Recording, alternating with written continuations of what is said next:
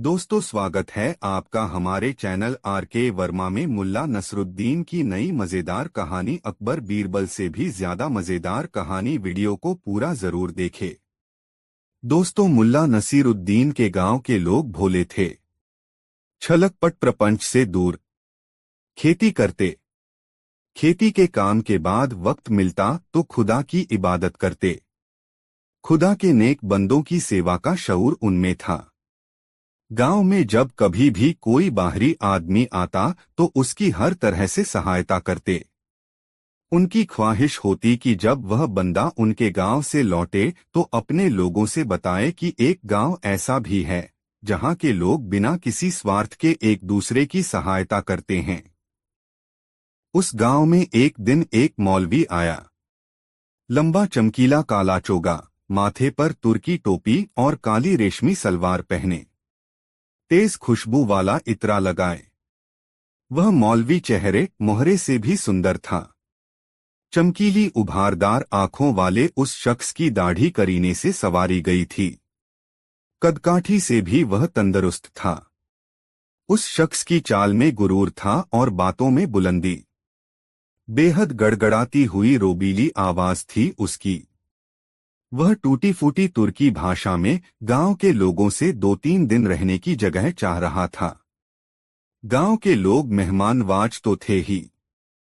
एक संपन्न किसान ने उसे अपने घर चलने के लिए आमंत्रित कर लिया। मौलवी ने उस संपन्न किसान के आमंत्रण को यह कहकर ठुकरा दिया कि वह तो खुदा का बंदा है, उसे तो ऐसी जगह पर ठहरना है जहां पर खुदा के नूर के प्यासे लोग आकर उससे बेझिझक मिल सकें, अपनी परेशानी बता सकें। किसी संसारी के घर ठहरने से खुदा के काम में बरकत नहीं आएगी। गांव के मेहमानवाज लोगों ने समझा यह जरूर कोई पहुंचा हुआ फकीर है, दुनिया की बातों से ऊपर उठ गया है, तभी तो इस धनी आदमी के घर जाने से इनकार कर रहा है। गांव वालों ने आपस में विचार कर उसके रहने की व्यवस्था गांव के चौपाल में कर दी। अपने रहने की व्यवस्था को अपने मन के माकूल पाकर मौलवी ने गुंजीली आवाज और अटपटी भाषा में उनके प्रति अपना आभार जताया। लोग उसकी बात तो नहीं समझ रहे थे, मगर बोलने के साथ साथ हो रहे अंग संचालन से वे समझ रहे थे कि यह व्यक्ति उनके प्रति आभार व्यक्त कर रहा है। फिर उस मौलवी ने बहुत नाटकीय अंदाज से आसमान की तरफ हाथ उठाकर गुंजीली आवाज में कुछ कहा, फिर सजदे में झुक गया। जब वह सजदे से उठा तो ग्रामीणों से मुखातिब होकर टूटी फूटी तुर्की में बोला, परवरदिगार बहुत नरम दिल है। वह सबके गुनाह माफ करता है और जो जहां है उसके लिए वहीं उसके लायक भोजन का प्रबंध करता है। वह चींटी से लेकर हाथी तक के भोजन का इंतजाम करता है, मगर कभी उनके पास एहसान जताने नहीं जाता है और न सोचता है कि किसको क्या दे दिया। मौलवी की बात सुनकर गांव के लोग श्रद्धा से भर गए। वाह, कितना पहुंचा हुआ आदमी है। इसकी आंखों की चमक बताती है कि इसने जीवन के रहस्य को समझ लिया है। इसके पास बैठने से कितना सुकून मिलता है। गांव के लोग मौलवी के सामने विनयपूर्वक बोले, जनाब, आप भोजन में क्या पसंद करेंगे? हम लोग आपके लिए आपकी पसंदीदा वस्तु लेकर शाम को पहुंच जाएंगे। आप भोजन करने के बाद हम जाहिलों को थोड़ी ज्ञान की बातें इसी तरह सुनाना ताकि हमारी आत्मा पर बैठी धूल हटे, हम भी ज्ञान के आलोक से दमकें। फिर गांव वालों ने मौलवी से कुछ भेंट स्वीकार करने की गुजारिश भी की। गांव वालों की गुजारिश सुनकर मौलवी ने अपनी गुंजीली आवाज में कहा, मेरी कोई इच्छा नहीं। तुम लोगों की इतनी श्रद्धा है कि मैं नहीं कह पा रहा हूं। बस अपनी श्रद्धा के मुताबिक जो लाना चाहो ले आना। भोले ग्रामीणों को यह स्वीकृति खुदा की देन जैसी महसूस हुई और वे आपस में बातें करते हुए अपने घरों की तरफ जाने लगे। देखा, इसको कहते हैं लोभ और मोह से मुक्त हो जाना। अरे, पहुंचे हुए लोग खुद के लिए नहीं जीते, उन्हें पाने की कोई कामना नहीं होती, वे देने के लिए पाते हैं। जो जैसा देता है खुदा के घर से वैसा ही पाता है। फिर चर्चा चल पड़ी कि मौलवी के लिए कौन क्या लाएगा। किसी ने कहा कि वह तंदूरी रोटी लाएगा तो किसी ने कहा मुसल्लम। किसी ने शाही हलवा बनवाने की बात कही तो किसी ने शाही पनीर बनवाने का बीड़ा उठाया। ग्रामीण खुश थे कि उन्हें एक पवित्र आत्मा की सेवा करने का मौका मिल रहा है। मुल्ला नसीरुद्दीन उस दिन गांव से बाहर गया हुआ था। शाम को जब वह गांव की गलियों से गुजर रहा था तो उसने महसूस किया कि प्रायः हर घर से पकवानों की खुशबू उठ रही है। वह दिमाग पर जोर डालने लगा मगर उसे यह याद नहीं हो पाया कि आज कोई त्योहार है। उसने मन ही मन सोचा, आज न तो कोई तीज त्योहार है और न किसी की शादी, फिर क्यों हर घर से पकवानों की खुशबू आ रही है। ऐसा पहले तो कभी नहीं हुआ। यही सोचते हुए वह अपने घर पहुंचा। घर में प्रवेश करते ही उसे अपने घर से भी जाफरानी बिरयानी की खुशबू उमड़ती सी लगी। उसने सोचा, अच्छा तो गांव की हवा हमारे घर में भी फैल चुकी है। चलो देखें माजरा क्या है। वह सीधे रसोई में पहुंचा। जाफरानी सुगंध से रसोई महमह कर रही थी। बिरयानी बनाने में उसकी बेगम इतनी मशगूल थी कि उसे इस बात का एहसास तक नहीं हुआ कि मुल्ला नसीरुद्दीन रसोई में आकर खड़ा हो गया है। अचानक वह कुछ लेने के लिए मुड़ी, तब मुल्ला नसीरुद्दीन को देखकर चौंकी और उसके मुंह से हठात निकला, अरे तुम आ गए, मुझे तो पता ही नहीं चला। उसके तुरंत बाद उसने उत्साहपूर्वक सूचना दी, जानते हो अपने गांव में खुदा का एक नेक बंदा आया है। सचमुच खुदा का नूर बरसता है उस पर। शरीर और सेहत से मस्त मलंग है वह। किसी का कुछ लेना उसे पसंद नहीं। गांव वालों के सामने ही रहमत मियाँ उसे अपने घर ले जा रहे थे मगर उसने उनके यहाँ जाने से इनकार कर दिया। कहा, मैं तो खुदा का बंदा हूँ, किसी के घर कैसे ठहर सकता हूँ। मैं तो ऐसी जगह ठहरूंगा जहां गरीब से गरीब आदमी भी मुझसे मिल सके। गांव वालों ने उसे चौपाल में ठहराया है। वहां कोई भी उससे मिल सकता है। मैं यह बिरयानी उसके लिए ही बना रही हूं। तो वह किसी से कुछ नहीं लेता और तुम उसके लिए बिरयानी बना रही हो? मुल्ला नसीरुद्दीन ने अपनी बेगम से पूछा। उसकी आवाज में व्यंग्य का पुट था। हाँ सच्ची, उसकी बेगम मासूमियत से बोली। और उस शख्स पर खुदा का नूर बरसता है? मुल्ला नसीरुद्दीन ने पूछा। हाँ सच्ची, उसी मासूमियत से बेगम ने जवाब दिया। तुमने उसे देखा है? मुल्ला नसीरुद्दीन ने संजीदगी से सवाल किया। नहीं, मैंने नहीं देखा है। मुझे तो नसीरा बेगम ने बताया कि गांव के कई घरों में उसके लिए खाना तैयार हो रहा है। पता नहीं किस खुशकिस्मत के घर का खाना मौलवी साहब कबूल करें, बेगम ने तत्परता से बताया। मुल्ला नसीरुद्दीन ने हंसते हुए कहा, और इसलिए तुम सोने से भी महंगे जाफरान का इस्तेमाल कर उसके लिए बिरयानी बनाने में जुटी हो कि वह खुशकिस्मती तुम्हें हासिल हो जाए, है न? तुम मेरा मजाक क्यों उड़ा रहे हो? मैंने क्या गलत किया? गांव के हर घर से उस पवित्र आत्मा के लिए कुछ न कुछ पकवान उसके पास जाएगा। अपने घर से न जाता तो अच्छा नहीं लगता न? तुम अभी अपने कपड़े नहीं बदलना। बिरयानी तैयार है। मैं उसके लिए बिरयानी निकाल देती हूँ। मैंने जायके का पूरा ख्याल रखकर यह बिरयानी बनाई है। तुम उसे चौपाल तक ले जाओ और मौलवी साहब को जिमा आओ। गरम गरम बिरयानी से ही सही जायका मिलेगा, बेगम ने मुल्ला नसीरुद्दीन से कहा। मुल्ला नसीरुद्दीन ने भी सोचा, चलो इस बिरयानी के बहाने जरा उस पवित्र आत्मा को देख आए। बेगम ने बिरयानी निकाली, उसे एक डिब्बे में बंद किया। एक तश्तरी और एक चम्मच के साथ डिब्बे को एक झोले में रखकर मुल्ला नसीरुद्दीन को थमा दिया। मुल्ला नसीरुद्दीन एक हाथ में झोला लिए अपने गधे पर सवार हुआ और पहुंच गया चौपाल। चैपाल के बाहर वह थोड़ी देर तक वहां का रंगढंग देखने के लिए गधे पर बैठा रहा। गांव के लोग आते, चैपाल में ठहरे मौलवी को अपने घर से लाया पकवान देते और वह मौलवी न जाने किस भाषा में धारा प्रवाह कुछ बोलने लगता। बोलने के दौरान वह अपनी बड़ी बड़ी आंखों से आसमान की ओर देखता। उसके चेहरे पर रहस्यमय मुस्कान खेलने लगती और वह अपनी दोनों भुजाएं फैलाकर टूटी फूटी तुर्की भाषा में बोलता, खुदा बहुत रहमदिल है। वह सबके लिए सोचता है। कायनात में जो जहां है उसके लिए वही भोजन भेजता है, चाहे वह चींटी हो या हाथी। मुल्ला नसीरुद्दीन ने थोड़ी देर तक मौलवी का यह नाटक देखा और वह समझ गया कि यह फरेबी इंसान अपने को ज्ञानी और ध्यानी प्रमाणित करने के लिए इस प्रकार का आचरण कर रहा है। भोले भाले ग्रामीण मौलवी के इस अंदाज पर फिदा थे और वे मौलवी को जाते समय भेंट देने की योजना बना रहे थे।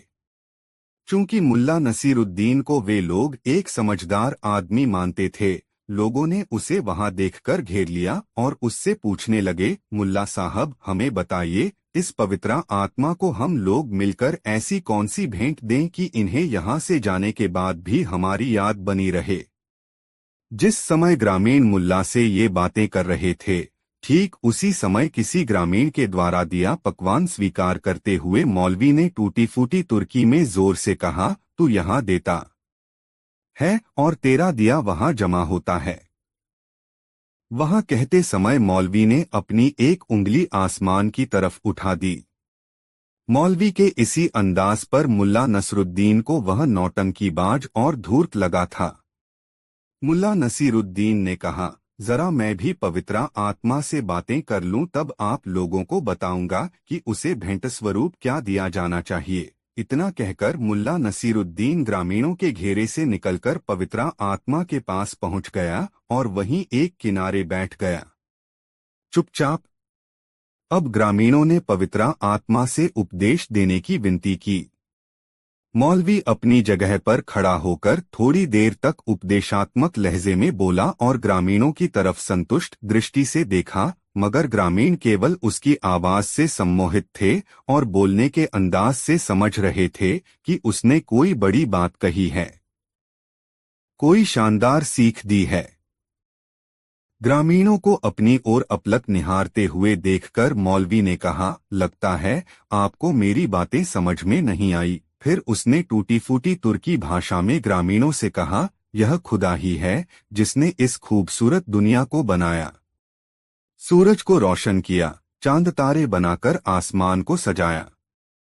हमें उसकी शान में झुकने की आदत डालने की जरूरत है। आओ हम सब उसकी शान में झुकें कि वह हमें सांस लेने के लिए भरपूर हवा देता है, हमारी प्यास बुझाने के लिए जगह नदियां बहाता है। धरती के ऊपर ही नहीं, धरती के भीतर भी पानी पहुंचाता है। वह आदमी का ही नहीं, कीटों का भी रखवाला है। आओ हम सब उसकी शान में झुक जाएं। इतना कहकर मौलवी ने सजदे की मुद्रा बनाई तो सारे ग्रामीण सजदे में झुक गए। इसके बाद मौलवी चैपाल में चला गया। मुल्ला नसीरुद्दीन को छोड़कर बाकी ग्रामीण मौलवी का प्रशस्ति गान करते हुए लौट गए। मुल्ला नसीरुद्दीन उस मौलवी के पास पहुंच गया। उसे देखकर मौलवी ने सोचा कोई श्रद्धालु आया है, इसलिए उसने अपनी आंखों से आसमान की ओर देखते हुए अपना हाथ आसमान की तरफ उछालते हुए कहा, खुदा बहुत रहमदिल है, तू यहाँ देगा तो वहां पाएगा। मुल्ला नसीरुद्दीन ने मौलवी की तरफ देखते हुए कहा, मैं खुदा का बंदा हूँ पवित्र आत्मा, और तुमसे बड़ा नौटंकीबाज। मुल्ला नसीरुद्दीन ने यह बात तुर्की में कही और इसके बाद फर्टीदार अरबी बोलते हुए मुल्ला नसीरुद्दीन ने न जाने क्या कुछ कहा जिसे वह मौलवी समझ नहीं पाया, मगर मुल्ला ने बोलते समय जो भाव मुद्राएं अपनाई उसे देखकर कोई भी समझ सकता था कि वह कोई पहुंचा हुआ फकीर है। इसके बाद मुल्ला फिर से तुर्की में बोलने लगा, अब आप समझ चुके होंगे कि आपकी तरह मैं भी नहीं समझ में आने वाली भाषा में तकरीरें कर सकता हूं और ऐसी भंगिमाएं बना सकता हूं जिससे लोगों को भ्रम हो जाए कि मैं कोई सिद्ध पुरुष हूं। और ऐसा मैं कई तरह से कर सकता हूँ। इसके बाद मुल्ला नसीरुद्दीन रूसी में फर्टेदार भाषण देने लगा। वह प्रवचन की मदरा में रूसी बोल रहा था और उसकी भंगिमाएं महात्माओं जैसी थीं। हतप्रभ था मौलवी। उसने सपने में भी नहीं सोचा था कि गांव में उसे शेर को सवा से मिल जाएगा, किंतु मुल्ला नसीरुद्दीन ने जो नहले पर दहला मारा था उससे उसकी बोलती बंद हो गई थी। अपनी बातों से मुल्ला नसीरुद्दीन मौलवी को इतना पीट चुका था कि उसके मुंह से बोल नहीं फूट रहे थे। यह सब कर चुकने के बाद मुल्ला नसीरुद्दीन ने बहुत अदब से मौलवी के सामने झुकते हुए कहा, अब आप समझ चुके होंगे कि खुदा के इस नेक बंदे में ऐसे और भी कई लाजवाब फन मौजूद हैं। मेरी एक आवाज से जूतों की बरसात होने लगती है और आवाज थोड़ी तीखी हो जाए तो जूते डंडों में तब्दील हो जाते हैं। यदि मेरा यह फन भी देखना है तो सुबह का इंतजार कीजिए। सुबह हमारे गांव के लोग आपके लिए भेंट और चढ़ावा लेकर आएंगे। इतना कहकर मुल्ला नसीरुद्दीन अपने गधे पर उल्टा बैठ गया और गधा उसके घर की तरफ चल पड़ा। टपट पटपाक टपट पटपाक। दोस्तों, गधा मौलवी से दूर होता जा रहा था और मौलवी की तरफ मुंह किए गधे पर बैठा मुल्ला नसीरुद्दीन हाथ हिलाता जा रहा था। मौलवी उसे अपलक देख रहा था। दूसरे दिन जब ग्रामीण उस पवित्रा आत्मा के दर्शन के लिए आए तो पाया कि चौपाल सूना पड़ा है। मौलवी का कहीं कोई अतापता नहीं है। वह तो पोल खुल जाने के भय से रात को ही उड़नछू हो गया था। दोस्तों, कहानी कैसी लगी कमेंट में जरूर बताएं। दोस्तों, मुल्ला नसीरुद्दीन जिस गांव में रहता था उस गांव की कुछ विशेषताएं थीं। गांव के लोग एक आचार संहिता का पालन करते थे, जैसे दूसरे के खेत की फसल पर कोई हाथ नहीं लगाता था। किसी के भटके मवेशी को उसके सही मालिक के पास पहुंचाना ग्रामीणों का फर्ज था। किसी के घर में यदि बेटी का विवाह हो तो दहेज में देने के लिए कोई न कोई वस्तु हर घर से विवाह वाले घर में पहुंचता था। इसी तरह लावारिश पड़ी वस्तुओं के लिए भी नियम बने हुए थे। एक नियम था कि यदि राह में किसी को कोई वस्तु गिरी हुई मिले तो उसे 3 बार आवाज देकर पूछना जरूरी था कि यह वस्तु किसकी है। यदि किसी ने उस वस्तु पर अपना दावा कर दिया तो उससे उचित प्रमाण लेकर वह वस्तु उसे सौंप दी जाती थी। इन नियमों में बंधे ग्रामीण आपस में हिलमिलकर रहते थे। गांव में अमन चैन था। एक बार की बात है, मुल्ला नसीरुद्दीन काम से अपने गांव से बाहर गया हुआ था और रात गए अपने गधे पर सवार होकर लौट रहा था। गांव की सीमा में उसने प्रवेश किया ही था कि आकाश में बादल छा गए। फिजा नम हो गई। तेज बवंडर सा उठा और बवंडर के कम होते ही बूंदाबांदी होने लगी। मुल्ला नसीरुद्दीन का गधा जैसे ही अपने घर की गली में घुसा, आसमान में बिजली चमकी और मुल्ला की नजर जमीन पर गिरी एक अंगूठी पर पड़ी। मुल्ला ने बिजली की चमक में पलक झपकते ही देख लिया अंगूठी में हीरा जड़ा था और बिजली की चमक के समय उस हीरे से किरणें छिटकती महसूस हुई थीं, जिसका मतलब था कि हीरा उच्च कोटि का है। हीरे की समझ मुल्ला नसीरुद्दीन को भी थी। मुल्ला नसीरुद्दीन ने गधे को वहीं रोक दिया और अंगूठी को उठा लिया। अंगूठी में जड़ा हुआ नग उस समय भी चमक रहा था, लेकिन उस गांव में रहने के कारण मुल्ला नसीरुद्दीन भी उन्हीं नियमों से बंधा हुआ था जिन नियमों का पालन गांव के लोग करते थे। अंगूठी पर मुल्ला नसीरुद्दीन मुग्ध हो गया था और उससे कतई जुदा होना नहीं चाहता था, मगर नियमों की बाध्यता थी कि उसे 3 बार पुकारना था, यह अंगूठी किसकी है। मुल्ला नसीरुद्दीन ने इस नियम का पालन करते हुए धीरे से पूछा, यह अंगूठी किसकी है। बारिश की महीन झड़ी लगी हुई थी, जिससे एक अजीब सा शोर उत्पन्न हो रहा था, इसलिए मुल्ला की आवाज किसी ने नहीं सुनी। मुल्ला ने थोड़ी देर के बाद हाथ में अंगूठी लिए पुकारा, यह अंगूठी किसकी है। जिस समय मुल्ला नसीरुद्दीन आवाज लगा रहा था, ठीक उसी समय जोरों से बिजली कड़की और थोड़ी देर तक कड़कड़ाती रही। मुल्ला की आवाज बिजली की कड़क में दब गई। मुल्ला वहीं बड़ा रहा। मध्य रात्रि बीत चुकी थी और तमाम लोग सोए हुए थे। मुल्ला नसीरुद्दीन नियमों के तहत अंगूठी के लिए 2 बार आवाज लगा चुका था और अब तीसरी बार आवाज लगाने की तैयारी में था। वर्षा तेज हो चुकी थी। मुल्ला नसीरुद्दीन का गधा भीग रहा था। मुल्ला भी पानी से सराबोर हो चुका था। उसने अंगूठी को अपनी उंगली में डालकर देखा। बिल्कुल सही, जैसे उसकी उंगली का माप लेकर ही यह अंगूठी बनाई गई हो। मुल्ला नसीरुद्दीन ने अंगूठी को चूमते हुए कहा, बस एक आवाज और लगा लूं, फिर सदा के लिए तुम मेरी हो जाओगी। बारिश की फुहारों में गति आ गई थी तथा बारिश के साथ साथ हवा चलने के कारण सन्न सन्न का शोर उभर रहा था। मुल्ला नसीरुद्दीन ने तीसरी बार आवाज लगाई, अरे भाइयों सुनो, यह अंगूठी किसकी है? इस बार मुल्ला नसीरुद्दीन की आवाज तेज थी। अरे भाइयों, वह कुछ ज्यादा ही दम लगाकर बोला था। फिर यह अंगूठी किसकी है? बोलते समय उसकी आवाज मध्यम हो गई थी। उसकी आवाज 2-3 पड़ोसियों ने सुनी और वे बैंके, अरे इस तूफानी रात में यह आवाज तो मुल्ला नसीरुद्दीन की है। क्या बात है, कहीं कोई आफत आ गई क्या? ऐसा सोचते हुए वे अपने घरों से निकल आए और कौतूहलपूर्ण स्वर में बारिश में भीगते मुल्ला नसीरुद्दीन से पूछा, क्या बात है नसीर, क्या हुआ? मुल्ला नसीरुद्दीन ने अंगूठी अपनी उंगली में डालते हुए धीरे से कहा, नियम 3 बार पूछने का है। मैंने नियमों का पालन कर लिया है। पड़ोसी उद्विग्न थे, मुल्ला आखिर कुछ बोल क्यों नहीं रहा? आखिर हुआ क्या है? मुल्ला नसीरुद्दीन चलता हुआ उनके पास आया और कहा, देखो यह अंगूठी कितनी खूबसूरत है। लोग नाराज होकर अपने घरों में चले गए, यह कहते हुए अजीब सिरफिरा आदमी है। सोए आदमी को जगाकर अपनी अंगूठी दिखा रहा है। बावला कहीं का। मुल्ला नसीरुद्दीन भी गधे पर बैठ गया और अपने घर की ओर गधे को दौड़ाने लगा। टपट पटपाक, टपट पटपाक।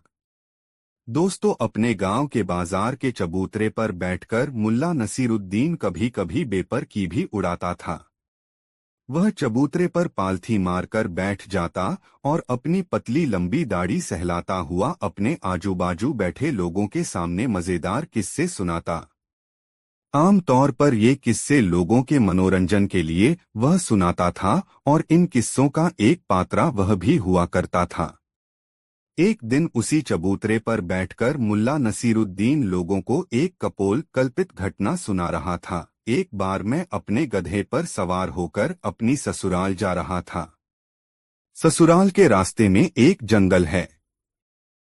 जब मेरा गधा जंगल में घुसा तो मेरे सामने एक शेर आ गया। शेर को देखकर मैंने अपना साहस नहीं खोया। तुरंत धनुष और बाण निकाला। प्रत्यंचा पर बाण रखा और कान तक प्रत्यंचा खींचकर बाण छोड़ दिया। पलक झपकते देखा कि बाण से बिंधा हुआ शेर मेरे गधे के आगे पड़ा हुआ था। लोगों को मुल्ला नसीरुद्दीन की बात पर भरोसा नहीं हुआ। श्रोताओं में से एक ने टोका, मैंने तो कभी आपके पास धनुष बाण नहीं देखा। मुल्ला नसीरुद्दीन ने कहा, जरूरत के समय ही मैं अपना धनुष बाण निकालता हूँ, लेकिन मेरा यकीन करो कि मैं अचूक निशानेबाज हूँ। दूसरे श्रोता ने कहा, जब इसे संदेह हो ही गया है तो आप अपना धनुष बाण लाकर इन सबको अपना अचूक निशाना दिखा ही दीजिए। मन ही मन मुल्ला नसीरुद्दीन ने सोचा, बुरे फंसे, मगर उसने अपने चेहरे पर कोई भाव नहीं आने दिया और मजमा लगाकर बैठे लोगों से कहा, अब कौन घर जाए और धनुष बाण लाए? इतनी देर में तो सूरज ढल जाएगा, तब क्या खाक मजा आएगा निशानेबाजी का। मुल्ला नसीरुद्दीन की बात श्रोतावृंद को ठीक लगी। उनमें से एक श्रोता तेजी से उठा, मैं अभी तीरधनुष और लक्ष्य लेकर आता हूँ। इतना कहते कहते वह तेजी से दौड़ गया। थोड़ी ही देर में वह निशानेबाजी का सारा सामान लेकर चबूतरे के पास आया और मुल्ला नसीरुद्दीन को धनुषबाण देकर कहा, मैं लक्ष्य को सामने वाले पेड़ के तने पर लटका कर आता हूँ। मेरे आने के बाद आप अपनी निशानेबाजी दिखाना। मुल्ला के पास हामी भरने के सिवा और कोई चारा नहीं था। लक्ष्य बांधकर वह व्यक्ति लौट आया और मुल्ला नसीरुद्दीन से कहा, अब चलाइए बाण। मुल्ला नसीरुद्दीन ने पहला बाण छोड़ा जो लक्ष्य से बहुत पहले रास्ते में ही गिर पड़ा। सभी हंसने लगे। मुल्ला ने कहा, यह निशाना मेरा नहीं था। ऐसे बाण चलाया करते हैं हमारे कोतवाल। लोग फिर हंस पड़े। मुल्ला को दूसरा बाण दिया गया। मुल्ला ने इस बार थोड़ा और जोर लगाकर प्रत्यंचा खींची। बाण छूटा मगर लक्ष्य तक नहीं पहुंचा। लोग फिर हंसने लगे। मुल्ला ने कहा, हंस लो भाइयों, यह थी काजी की निशानेबाजी। ऐसी निशानेबाजी पर मुझे भी हंसी आती है। मुल्ला को फिर तीसरा बाण दिया गया। मुल्ला ने इस बार प्रत्यंचा पर बाण चढ़ाया ही था कि लोगों ने पूछना शुरू कर दिया, यह निशाना तो मुल्ला नसीरुद्दीन का है न? मगर मुल्ला नसीरुद्दीन ने उनकी बातों का कोई जवाब नहीं दिया और कान तक प्रत्यंचा खींचकर बाण छोड़ा। सन्न करता हुआ बाण लक्ष्य को बेध चुका था। बाण छोड़कर मुल्ला नसीरुद्दीन ने विजेता भाव से सबकी ओर देखा और पूछा, देख लिया न बंदे का निशाना? लोगों ने मान लिया कि मुल्ला नसीरुद्दीन निशानेबाज भी है। दोस्तों, कहानी अच्छी लगी हो तो अपने दोस्तों को जरूर शेयर करें। चार बादशाह से दूरी भली बहुत मजेदार कहानी। मुल्ला नसीरुद्दीन को अपनी दिलचस्प हरकतों से अच्छी ख्याति मिल गई थी। असल में उसकी मशहूरियत की असली वजह उसके काम करने के अटपटे अंदाज के प्रति गहरी रुचि ही थी, वरना मुल्ला नसीरुद्दीन था तो एक अदना इंसान ही। कोई कहता मुल्ला एक नसीरुद्दीन रोशन दिमाग शख्स है तो कोई मानता कि मुल्ला नसीरुद्दीन के काम करने का अंदाज अनोखा है। कुछ लोग मुल्ला नसीरुद्दीन के लंबे बूटेदार चोगे, नोकदार टोपी और नक्काशीदार जूती में उसके मशहूर होने का रहस्य तलाशते और इस तरह किसी न किसी बहाने मुल्ला नसीरुद्दीन चर्चा में रहता। सचमुच इस मशहूरियत में सबसे दिलचस्प बात यह थी कि मुल्ला नसीरुद्दीन को पता ही नहीं था कि वह मशहूर है। वह तो अपने काम में ही मशगूल रहता और मेहनत मजदूरी कर अपना घर चलाता। मुल्ला नसीरुद्दीन को शहर के अमीर उमरा जान गए थे, इसलिए उसके पास काम की कमी नहीं रहती। वह ईमानदारी के साथ अपना काम करता। एक अच्छी बात मुल्ला नसीरुद्दीन में यह थी कि वह अपने खर्च की सीमाएं जानता था और कभी भी अपनी इच्छा पूर्ति के लिए भावनाओं के अतिरेक में आकर कुव्वत से अधिक खर्च नहीं करता था। अपनी इच्छाओं को काबू में रखना मुल्ला नसीरुद्दीन खूब जानता था। कई बार उसकी पत्नी ने उसे उकसाया भी कि शहर के सभी नामचीन लोग तुम्हें जानते हैं, तुम उनसे सहायता लेकर अपना कोई रोजगार शुरू कर लो। इससे तुम्हारे पास भी दौलत हो जाएगी और हम लोग चैन की जिंदगी जी सकेंगे। अपनी पत्नी के ऐसे उकसावे पर मुल्ला नसीरुद्दीन हंस देता और प्यार से उसके बाल सहलाता हुआ कहता, बेगम, जब मुझे कोई नामचीन आदमी चैन में दिख जाएगा तब मैं उसके सामने सहयोग का मुद्दा रखूंगा। अभी तो जितने भी ऐसे लोगों को मैं जानता हूँ जिन्हें दुनिया नामचीन और दौलतमंद कहती है, उन्हें मैंने दिन रात बेचैन ही देखा है। ये ऐसे लोग हैं जो धन के पीछे इस कदर भागते हैं कि इन्हें दीन और दुनिया की फिक्र ही नहीं रहती। ऐसे ही दिन गुजर रहे थे। शहर में जब भी किसी बड़े आदमी के घर कोई जश्न या जलसा होता या महफिल जमती तो वहां से मुल्ला नसीरुद्दीन के लिए बुलावा अवश्य आता। एक दिन मुल्ला नसीरुद्दीन के नाम बादशाह के दरबार से बुलावा आया कि दरबार में दूसरे दिन शास्त्रीय संगीत का एक शानदार कार्यक्रम है, उसमें मुल्ला नसीरुद्दीन अवश्य आए। बादशाह का पैगाम मुल्ला नसीरुद्दीन की बेगम के हाथों में पड़ गया। वह उस आमंत्रण पत्रा को अपनी किस्मत का ताला खोलने वाली चाबी समझ बैठी और मन ही मन सोचने लगी कि जब वह मुल्ला नसीरुद्दीन को यह पैगाम देगी तो कुछ ऐसा जरूर कहेगी कि मुल्ला इस संगीत के कार्यक्रम में अवश्य जाए। उस दिन उसे मुल्ला नसीरुद्दीन पर बहुत प्यार आ रहा था। वह सोच रही थी कि जिस पति को वह अब तक नाकाबिल इंसान समझ रही थी उसकी इतनी कद्र है कि बादशाह भी उसे अपने पास बुलाता है। उसकी जिस सादगी, निश्चलता और कपटहीन प्रवृत्ति के कारण वह उसे निखट्टू समझती रही है, उसे अपने इन्हीं गुणों की बदौलत बादशाह की नज़र में एक उम्दा इंसान बनने में मदद मिली है। जब मुल्ला नसीरुद्दीन लौटा तब उसकी बेगम ने उसे बादशाह का पैगाम दिया और उसे प्रेरित किया कि वह बादशाह के पास अवश्य जाए और संगीत के इस आयोजन का लुत्फ उठाए। दूसरे दिन जब मुल्ला नसीरुद्दीन बादशाह के दरबार में आयोजित सांगीतिक कार्यक्रम में भाग लेने जाने के लिए सज-धज कर तैयार हुआ तब उसकी बेगम ने बहुत प्यार से कहा, संगीत के कार्यक्रम में बादशाह के इर्द गिर्द बैठे लोगों को भी देखना, समझना और यह जानने की कोशिश करना कि ऐसी क्या बातें हैं जिन्हें बादशाह पसंद करते हैं। क्या पता उस तरह की बातें थोड़े से अभ्यास के बाद तुममें भी पैदा हो जाए और तुम्हें भी बादशाह की पसंद के लोगों में शुमार किया जाने लगे। इससे हमारी शानो शौकत बढ़ेगी। तुम एक काबिल इंसान हो मगर अब तक तुम्हारी काबिलियत का लाभ परिवार को नहीं मिल पाया है। क्या पता इस बार खुदा तुम्हें बादशाह की नजरों में बस जाने का ही मौका दे दे। बेगम की इन प्यार भरी बातों का मुल्ला पर सीधा असर हुआ।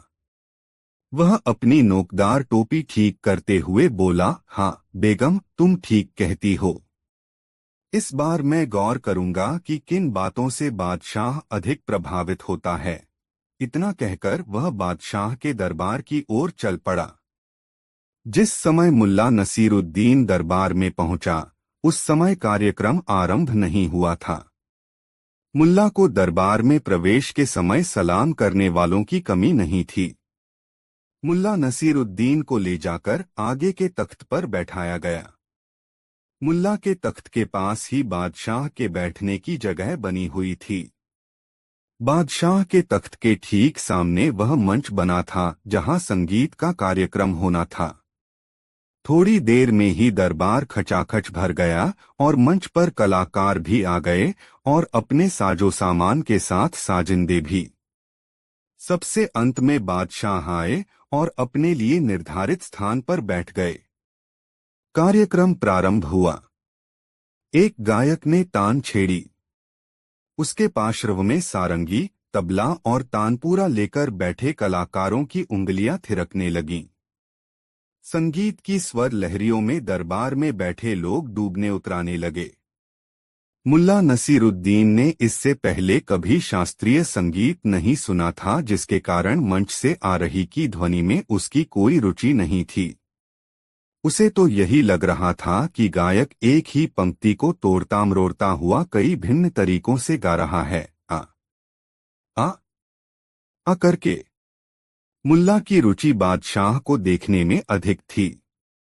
बादशाह आंखें बंद किए झूम रहा था। उसकी गर्दन गायकी के साथ साथ ऊपर नीचे दाएं बाएं झटके ले रही थी। मुल्ला ने समझ लिया कि बादशाह संगीत की लय में डूब गया है और संगीत की मस्ती में ही खोया हुआ है। गायक इस राज्य का मशहूर शास्त्रीय संगीत गायक था और उसकी गायकी बादशाह को मस्त कर चुकी था।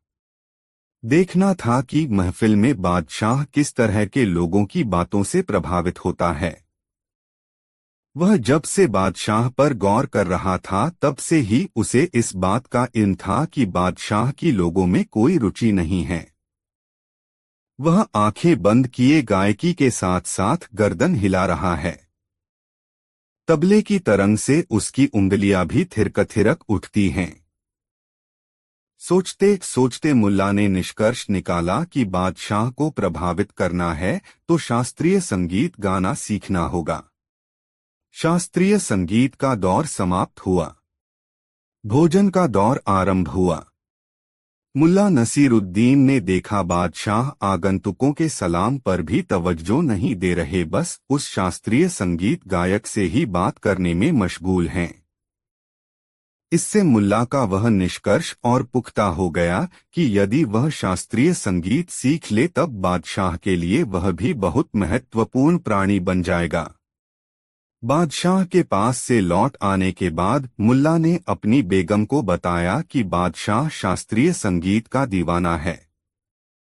यदि संगीत चल रहा हो तो उसे दुनिया की कोई परवाह नहीं रहती। मैंने सोचा है कि मैं भी शास्त्रीय गायकी सीखकर अपने फन से बादशाह का दिल जीत लूं ताकि तुम्हारी हसरतें पूरी हो सकें। मुल्ला की बातें सुनकर उसकी बेगम बहुत खुश हुई। पहली बार उसे मुल्ला समझदार इंसान की तरह बात करने वाला शख्स दिखा। पत्नी के चेहरे पर प्रसन्नता की चमक देखकर मुल्ला बोला, बेगम मैं जल्दी ही शास्त्रीय गायकी करना सीख लूंगा। मैं गायकी के सबसे बड़े उस्ताद के पास जा रहा हूँ गायकी सीखने। और इस तरह मुल्ला नसीरुद्दीन गायकी के सबसे बड़े उस्ताद के पास गायकी सीखने के इरादे से पहुंच गया। उसने उस्ताद को अपना परिचय बताते हुए कहा, मुझे उम्मीद है कि मुझ में आप एक अच्छा शिष्य अवश्य पाएंगे। उस्ताद ने मुल्ला की बातें सुनकर मुस्कुराते हुए कहा, यह तो ठीक है, मगर मैं गायकी सिखाने के लिए पैसे लेता हूँ। कितना पैसा? उलझन में पड़ते हुए मुल्ला नसीरुद्दीन ने रुआसे स्वर में पूछा। पहले 6 माह तक 100 रुपये प्रति माह, 6 महीने बाद से 10 रुपये प्रति माह, उस्ताद ने उत्तर दिया। मुल्ला नसीरुद्दीन ने मन ही मन संगीत सीखने का गणित समझा और पाया कि अभी संगीत सीखना उसके लिए आर्थिक संकट मोल लेना है। तुरंत उसने कहा, तब ठीक है उस्ताद, मैं 6 माह बाद ही आऊंगा। और उसके बाद मुल्ला नसीरुद्दीन विजी भाव से अपने घर की तरफ चल पड़ा। घर पहुंचकर उसने बेगम से कहा, बेगम, बादशाह से दूर रहना ही बेहतर है, कम से कम इससे मैं तुम्हारे पास तो रह पाऊंगा। इसलिए अब गायक बनने का इरादा त्याग रहा है। बेगम पहली बार मुल्ला के मुंह से ऐसी बातें सुन रही थी। उसे मुल्ला का यह कथन अच्छा लगा और वह शर्माकर अपने कमरे में चली गई। दोस्तों, कहानी पसंद आई हो तो वीडियो को एक लाइक जरूर करें। दोस्तों, कड़ाके की ठंड पड़ रही थी। मुल्ला नसीरुद्दीन के गांव में पत्तों पर ओस की बूंदें जमकर बर्फ की शक्ल में तब्दील होने लगी थीं। गर्म कपड़ों के अलावा जिस्म को कंबल में लपेटे बगैर घर से निकलना किसी के लिए भी मुश्किल था। इस कड़ाके की ठंड में भी कंबल लपेटकर मुल्ला अपनी भेड़ को चराने के लिए निकलता था।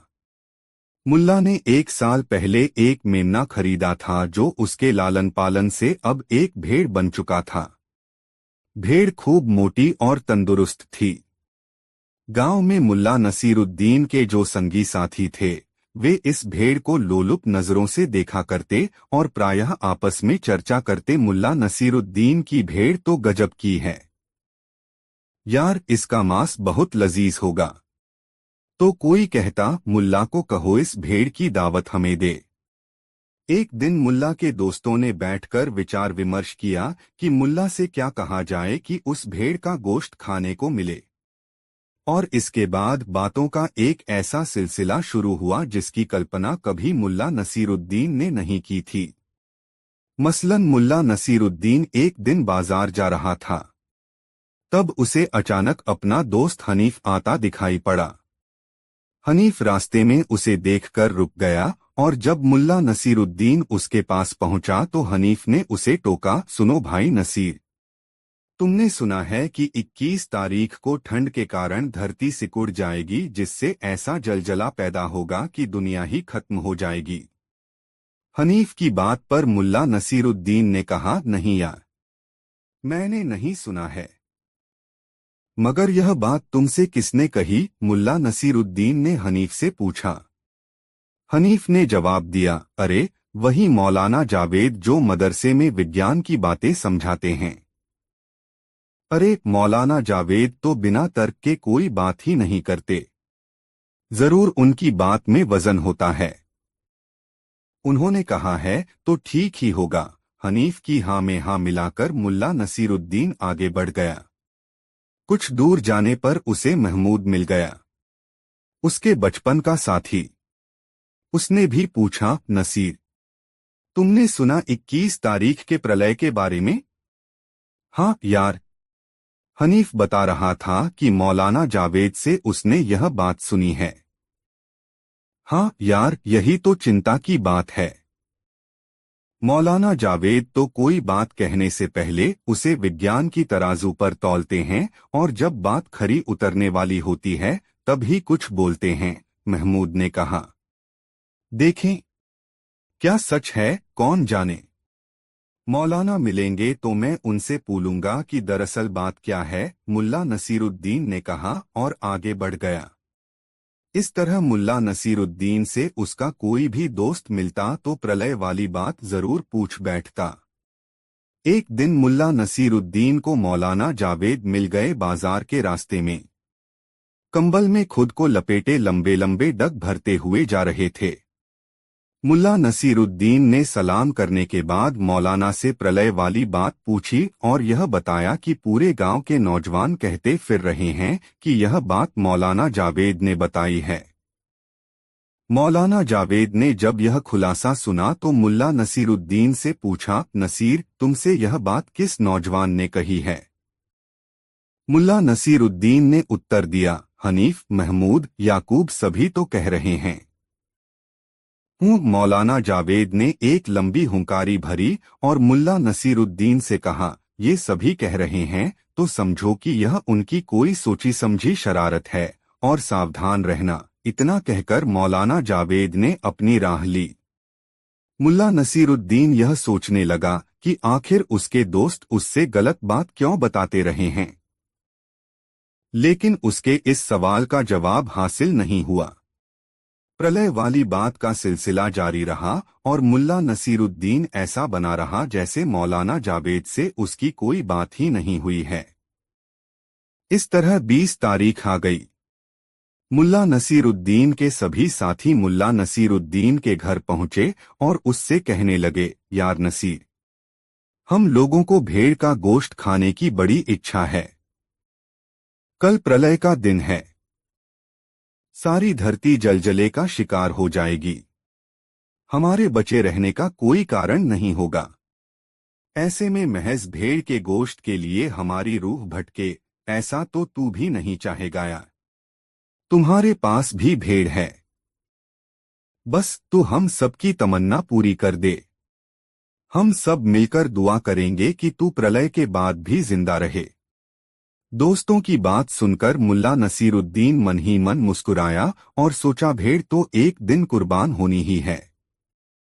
आज दोस्तों के नाम सही। इसके बाद उसने कहा, ठीक है दोस्त, हम लोग भेड़ लेकर नदी किनारे चलते हैं। वहीं इसे ज़बाह करेंगे और बनाएंगे, खाएंगे, मस्ती करेंगे। सभी दोस्त खुश हो गए। भेड़ लेकर सबके सब कंबल में लिपटे नदी किनारे चल पड़े। नदी किनारे पहुंचकर भेड़ को ज़बाह किया गया, खाल उतारी गई, फिर गोश्त पकाया गया। सभी ने मिलकर खाया और मुल्ला नसीरुद्दीन इस पूरी प्रक्रिया में खामोशी अख्तियार किए रहा। उसकी खामोशी पर उसके दोस्तों ने कहा, यार, बुत बना बैठा है और हम लोग इस धरती के अंतिम भोज का मजा ले रहे हैं। चल थोड़ा हंस लें। सुना है दिल खोलकर हंसने से विपत्तियां टल जाती हैं। क्या पता यह प्रलय भी टल जाए। मुल्ला नसीरुद्दीन अपने दोस्तों की हाँ में हाँ मिलाता हुआ बोला, हाँ मैंने भी सुनी है यह बात, मगर सुनी सुनाई बात पर कौन भरोसा करे। मुझे तो यार गोश्त खाने के बाद नींद आने लगी है। मुल्ला के दोस्तों ने जमकर दावत का मजा लिया था। वे भी अलसा गए थे। सबने कंबल जमीन पर बिछाए अपने अपने कोट उतारकर पेड़ पर टांग दिए और सो गए। शाम होते ही ठंड बढ़ गई। मुल्ला नसीरुद्दीन ने सभी दोस्तों के कोट पेड़ से उतारे और उन्हें एक जगह पर रखकर जला दिया। जलते कोटों की गर्मी से ठंड से राहत मिली। 2 घंटे और बीत गए।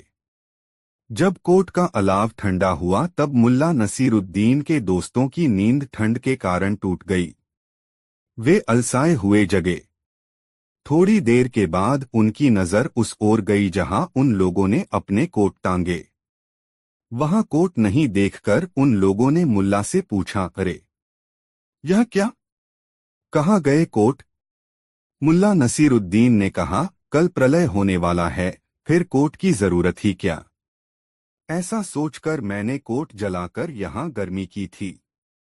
दोस्त एक दूसरे का चेहरा देख रहे थे, उनके मुंह से कोई बोल नहीं फूट पाया।